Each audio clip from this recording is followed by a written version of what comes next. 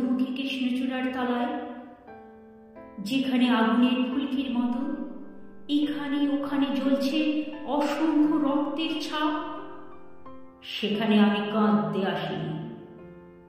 আজ আমি শোকে বিহ্বল নই, আজ আমি ক্রোধে উন্মত্ত নই, আজ আমি প্রতিজ্ঞায় অবিচল।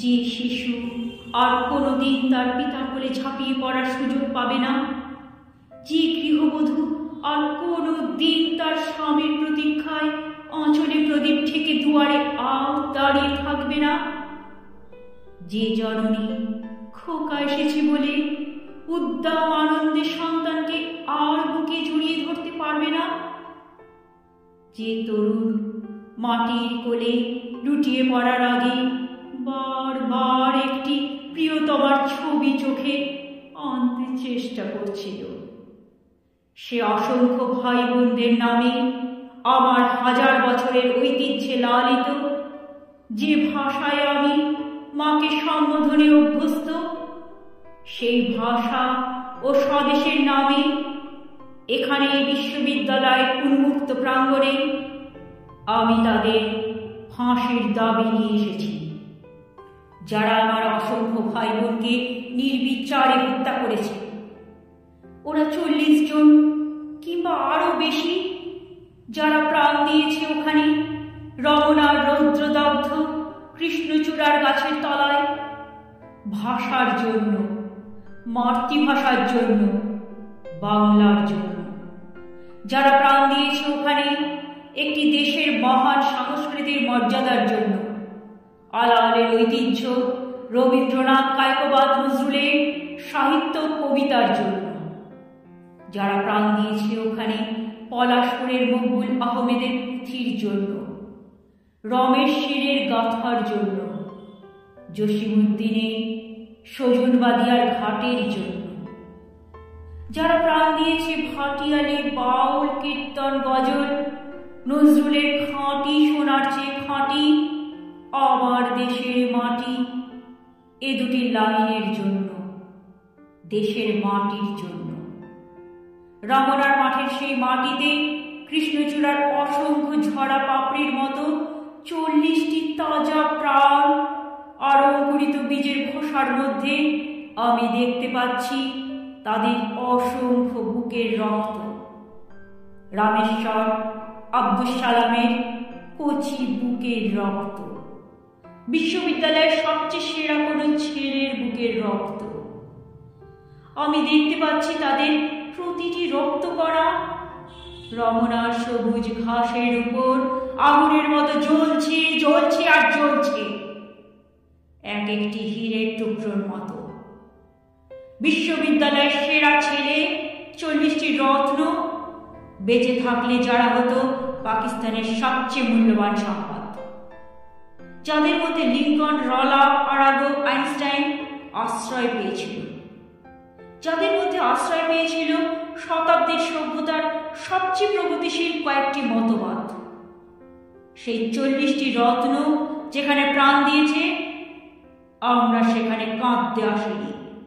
যারা গুলিভর্তি রাইফেল নিয়ে এসেছিল ওখানে, যারা এসেছিল নির্দয়ভাবে হত্যা করার আদেশ নিয়ে, আমরা তাদের কাছে ভাষার জন্য আবেদন জানাতেও আসিনি আজ।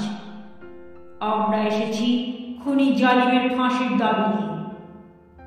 আমরা জানি তাদের হত্যা করা হয়েছে, নির্দয়ভাবে ওদের গুলি করা হয়েছে। ওদের কারো নাম তোমারই মতো ওসমান, কারো বাবা তোমারই বাবার মতো হয়তো কেরানি, কিংবা পূর্ব বাংলার গৃহীত কোনো গাঁই, কারো বাবা মাটির বুক থেকে সোনা ফলায়, হয়তো কারো বাবা কোনো সরকারি চাকুরে। তোমারই আমারই মতো যারা হয়তো আজকে বেঁচে থাকতে পারত, আমারই মতো তাদের কোনো একজনের হয়তো বিয়ের দিনটি পর্যন্ত ধার্য হয়ে গিয়েছিল। তোমারই মতো তাদের কোনো একজন হয়তো মায়ের সদ্যপ্রাপ্ত চিঠিখানা এসে পড়বার আশায় টেবিলে রেখে মিছিলে যোগ দিতে গিয়েছিল। এমন এক একটি মূর্তিমান স্বপ্নকে বুকে চেপে সেই সব মৃত্যুর নামে আমি ফাঁসি দাবি করছি। যারা আমার মাতৃভাষাকে নির্বাসন দিতে চেয়েছে তাদের জন্য আমি ফাঁসির দাবি করছি। যাদের আগে সেই দুর্ঘটনা ঘটেছে তাদের জন্য ফাঁসি দাবি করছি। যারা এই মৃতদেহের উপর দিয়ে ক্ষমতার আসনে আরোহণ করেছে সেই বিশ্বাসঘাতকদের জন্য আমি ওদের বিচার দেখতে চাই না। খোলা ময়দানে সেই নির্দিষ্ট জায়গাতে শাস্তিপ্রাপ্তদের গুলিবিদ্ধ অবস্থায় আমার দেশের মানুষ দেখতে চায়। পাকিস্তানের প্রথম শহীদ, এই 40টি রত্ন, দেশের 40 জন সেরা ছেলে, মা বাবা বউ আর ছেলে নিয়ে এই পৃথিবীর কোলে এক একটি সংসার গড়ে তোলা যাদের স্বপ্ন ছিল, যাদের স্বপ্ন ছিল আইনস্টাইনের বৈজ্ঞানিক তত্ত্বকে আরো গভীরভাবে বিশ্লেষণ করা, যাদের স্বপ্ন ছিল আণবিক শক্তিকে কিভাবে মানুষের কাজে লাগানো যায়, শান্তির কাজে লাগানো যায়, তার সাধনা করার, যাদের স্বপ্ন ছিল রবীন্দ্রনাথের বাঁশিওয়ালার চেয়েও সুন্দর একটি কবিতা রচনা করার। সেই সব শহীদ ভাইয়েরা আমার, যেখানে তোমরা প্রাণ দিয়েছ সেখানে 1000 বছর পরেও সেই মাটি থেকে তোমাদের রক্তাক্ত চিহ্ন মুছে দিতে পারবে না সভ্যতার কোনো পদক্ষেপ।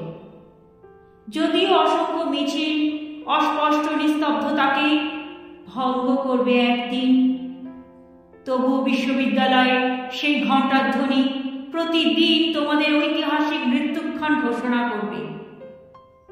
যদিও আগামীতে কোনো ঝড় ঝঞ্ঝা বিশ্ববিদ্যালয়ের ভিত্তি পর্যন্ত নাড়িয়ে দিতে পারি, তবুও তোমাদের শহীদ নামের ঔজ্জ্বল্য কিছুতেই মুছে যাবে না।